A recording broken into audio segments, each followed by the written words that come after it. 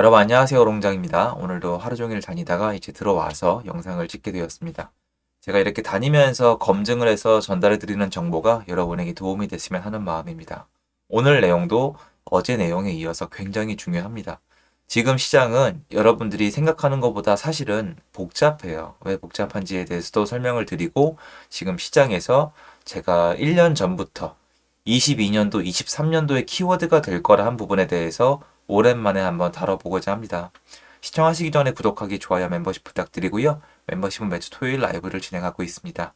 그리고 이제 정규 강의 14기는 현재 접수 기간인데요. 접수에 데드라인이 있습니다. 아래 링크에서 확인이 가능하세요. 전국 아파트 월세 2년새 25% 올라 서울 평균 92만 원인데요. 사실 다녀보면은 정확히 몇 프로가 올랐다고 얘기하기는 굉장히 애매합니다. 왜 그러냐면은 사실 한국은 부동산에서 사람들이 아파트 월세에 별 관심이 없어요. 제가 여러 번 말씀드렸던 건데 우리들 자신에게 한번 질문을 해보시면은 아파트 월세 가격은 크게 신경을 쓰고 살아본 적이 없어요.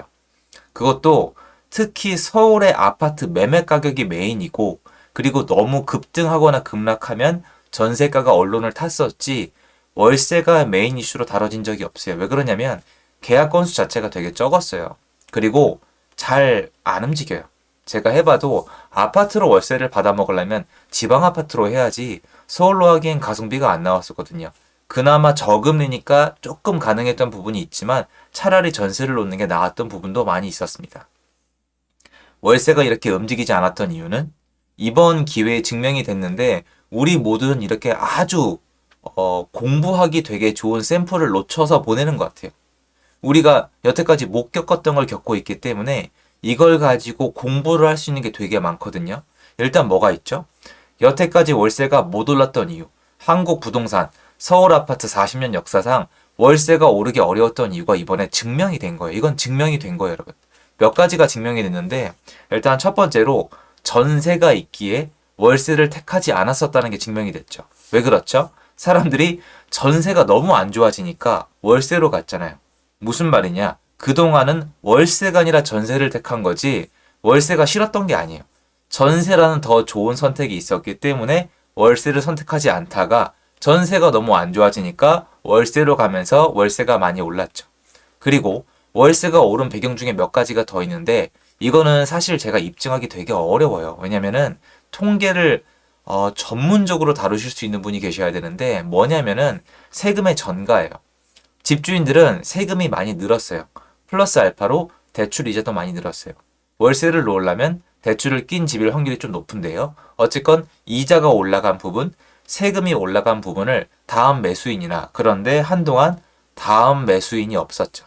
집이 안 팔렸잖아요. 뭐만 있었죠? 월세 세입자만 있었기 때문에 여기에 전가가 됐느냐? 가능한 분들은 했다고 봐요. 그래서 역사적으로 정말 오르지 않던 서울 아파트 월세 가격이 가보시면 2배가 된 곳도 많아요.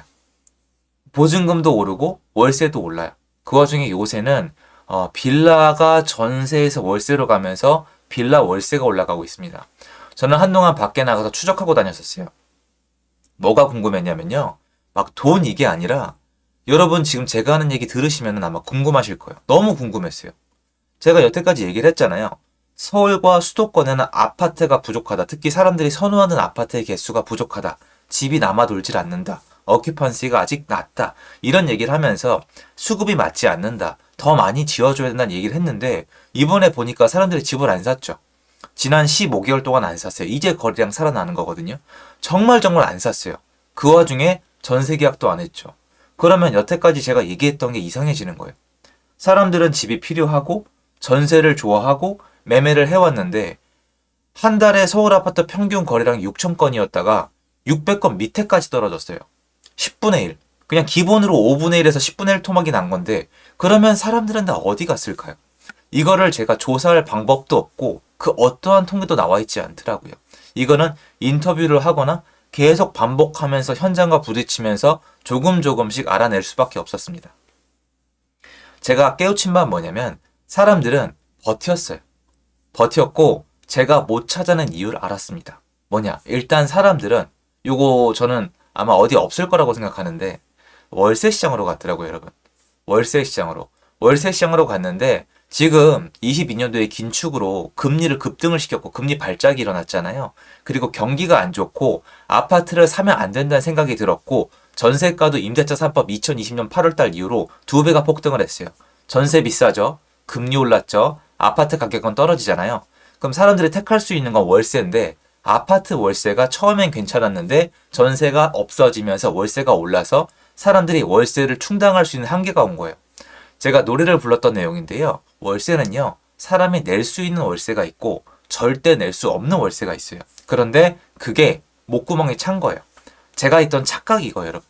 저는 아파트 월세가 너무 비싸지면은 아파트 전세로 돌아올 거라고 생각을 했는데요. 아파트 전세로 돌아오기에도 전세가 너무 급등을 했고, 그리고 대출이 잘 안 나왔고, 전세자금 대출이 지금 엄청 까다로워졌어요. 사람들이 모르시는데, 한 3년 정도 된 것 같아요. 2년 반? 그때부터 전세자금 대출이 엄청 까다로워졌어요. 그러니까 전세 대출을 건들면 여론이 안 좋으니까 내부적으로 움직인 것 같은데 아무튼 전세 대출이 잘 안 되죠. 그리고 금리가 올랐더니 전세로 안 가고 어떻게 됐냐면 원래 머물던 데 그냥 머물거나 부모님 댁에 머물거나 아니면은 월세로 사는데 제가 말씀드렸던 내용이에요. 다운그레이딩. 아파트에 살던 분들이 요걸 다운그레이딩이라고 불러서 죄송한데 거꾸로 생각하면 업그레이드가 부르시니까 좀 편하게 말씀드릴게요. 죄송합니다. 빌라로 가시거나 아니면 빌라 외에도 여러분 저도 옛날에 고시원에서 살아봤지만 저 아래쪽에 좀 다양한 영역의 주거 형태가 있거든요. 그런데 그쪽에 수요가 늘었어요. 그리고 지금 대학가들 이제 개학 시즌이잖아요. 방 다 동났어요. 저 얼마 전에 이화여대 쪽에 나갔는데요. 저도 이제 좀 관리하는 게 있어서 월세가 2배까지는 아니고요. 거기가 원래 안 올라요, 여러분. 왜냐면 거기가 빌라가 아니거든요. 그냥 머물 수만 있는 데인데 50% 정도 올랐어요. 그런데 이제 분명히 말씀드리는데 제가 이걸 지금 몇 년 동안 관리를 했는데요. 오른 적이 한 번도 없어요. 한 번도 안 올랐어요. 안 오르다가 갑자기 50% 정도 올랐더라고요. 주변에서 다 올렸어요. 그리고 동나는데 저랑 비슷한 형태의 주거 형태가 동나는데 한 달이 안 걸렸어요. 3주 만에 싹 다 빠졌대요. 저도 그래서 직원분이 관리하시거든요. 그런데 너무 금방 동이 나서 직원분이 저한테 좀 이게 알려주시면서 보고하시면서 말씀하시더라고요. 대표님 제가 생각하기에 우리가 좀 미리 알았으면 이거를 빼지 않고 좀 버텼을 것 같다. 더 높게 받을 수 있었을 것 같다라고 말씀을 하셨는데 제가 봤을 때 너무 부담이 되니까 왜냐면 월세만 오른 게 아니라 관리비도 올렸거든요. 관리비랑 월세랑 금리랑 내가 버는 월급은 지금 늘지 않았잖아요. 그러니까 사람들이 전반적으로 다운그레이딩을 한 것 같아요. 근데 제가 이 생각을 왜 못했냐면 다운그레이딩이 일어나려면 IMF나 금융위기나 한국이 망해야 되거든요. 그런데 부동산 시장에선 결론적으로 놀랍게도 사람들이 망한 효과가 나온 거예요. IMF 때처럼 사람들이 집을 올리지를 못하고 원래 사람들은 업그레이드 하거든요. 내린 거예요. 내린 상태에서 지금 이런 기사가 나온 거거든요. 그런데 이것도 그냥 제가 여태까지 배워왔던 데이터인데 사람들은요, 여러분, 돈을 모아서 돈을 벌어서 업그레이드를 해요. 옮겨타기라는 게 뭐예요? 옮겨타기는 위로 올라가는 건데 지난 15개월 동안 옮겨타기가 전무했잖아요. 옮겨타기가 없었던 게 아니라 아예 다운그레이딩 한 거예요. 그냥 버티는 거예요. 집을 사서 위로 올라갈 생각을 엄두도 못 낸 거예요. 그러다가 요새 집을 사기 시작을 한 거예요. 아직 시장 좋다고 얘기할 수 없어요. 좋아지고 있는 거죠. 그런데 제가 요새 느끼는 게 뭐냐면 아파트 월세가 한계점에 거의 다 왔다라고 느끼고 있어요. 그러니까 서울 아파트 월세가 올라가는 속도가 둔화됐어요. 통계에 나와 있지 않아요? 제가 알아요, 제가. 이거를, 서울 정도는 커버가 되거든요. 서울 아파트 월세가가 올라가는 속도가 둔화가 됐는데, 원래 뭐든지 올라가는데 속도가 있고 한계가 있고 중간에 과도기가 있는데요. 제가 봤을 때 이게 과도기인지 다음 단계인지 모르겠는데, 월세가 올라가다가 중간에 과도기가 몇 번 있었는데 공통점이 뭐냐면 월세가 올라가다가 멈췄을 때 과도기라고 제가 판단했던 기준은 뭐냐면 월세가 올라가다가 멈췄는데 전세는 계속 떨어지고 있었어야 돼요. 근데 이번에 어떻게 되고 있냐면 월세가 올라가다가 멈춘 상태에서 전세가 나가기 시작을 해요. 전세가 계약이 본격적으로 됐다고 느낀 적은 이제는 이번 주가 바뀌었으니까 4주 됐어요. 한 4주 전 정도부터 전세가 계약이 되기 시작했어요. 이게 서울에서 지금 경기도로 퍼지고 있거든요. 그런데 이것도 여러분 전세가가 오르고 있다는 게 아니에요. 전세가 안 나가서 전세가 좀 쌓여 있어요. 그게 나가기 시작을 한 거예요. 그리고 월세 계약이 뜸해졌어요. 근데 여러분들이 이 통계를 보려면 한참 걸려요. 매매가는 한 달 신고잖아요. 전월세는 좀 다양해가지고 신고해서 데이터 다 완성되는데 2, 3개월 걸려요. 그 와중에 이게 여러분 반월세, 반전세 이런 게 섞여 있어서 더욱더 혼돈스럽고 이게 산수식으로 바꾼다고 딱 맞지가 않아요. 보증금 환산은 딱 맞지가 않아요. 그때그때 다르거든요. 그리고 집 컨디션에 따라서 월세는 완전 달라요. 예를 들어서 1층에 어린이집을 해야 되는데 걔 월세 많이 낼 수도 있잖아요.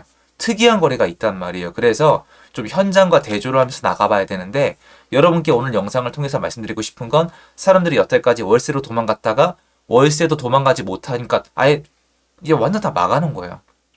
시장 자체를 완전히 멸망을 시켜놨는데 월세 시장에서 도저히 못 버텨서 아래로 내려갔던 거예요. 그런데 이게 다시 올라온다는 게 아니라 이 월세 시장에서 올라온다는 게 아니라 그동안 외면닥 받고 있던 매매랑 전세 시장으로 사람들이 나오고 있어요. 이건 맞아요. 그리고 이 역주행하고 있는 데가 있어요. 빌라예요. 아주 특이해요. 빌라가 이 효과가 원래 있었는데 빌라는 원래 월세 생태가 있었기 때문에 아파트에 비해서 이게 티가 덜 났었거든요. 그런데 지금은 월세에서 전세로 못 와요. 빌라는 너무 재밌는 게 전세에서 월세로 더 가요, 지금. 그래서 빌라가 아파트만큼 월세가 안 올랐었거든요. 이번에 따라잡을 정도로 오르고 있습니다. 그리고 빌라 아랫단도 올랐었는데 몇몇 월세가 충분히 오르지 못했던 그 주거 상품들이 월세가 오르는 효과를 내고 있기 때문에 이번 전세 시장은 사실은 행정적인 약간 압박이거든요. 특이하게 보고 있긴 한데 이것도 결국 시장의 흐름이니까요. 그래서 제가 말씀드리고 싶은 거는 월세 시장이 제가 봤을 때 모든 상품이 그런 건 아닌데 아파트 또 수도권을 기준으로 봤을 때는 일단 다 왔다. 요 수요가 다른 데로 가기 시작한 것 같아요. 굉장히 중요한 부분이거든요. 현장 아니면 확인이 불가능한 부분이기 때문에 여러분이 앞으로 경제 활동과 경제 결정을 함에 있어서 참고를 하셨으면 하는 마음에 영상을 준비해 봤습니다. 도움됐으면 좋겠고요. 제 영상 여기까지입니다. 감사합니다.